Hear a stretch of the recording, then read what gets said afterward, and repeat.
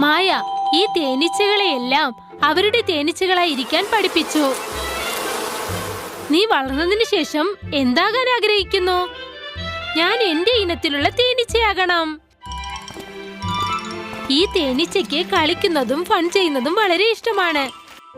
ഇത് നിനക്ക് ചെയ്യാൻ സാധിക്കുമോ? ഉറപ്പായിട്ട് എന്നെ കൊണ്ടത് ചെയ്യാൻ പറ്റും.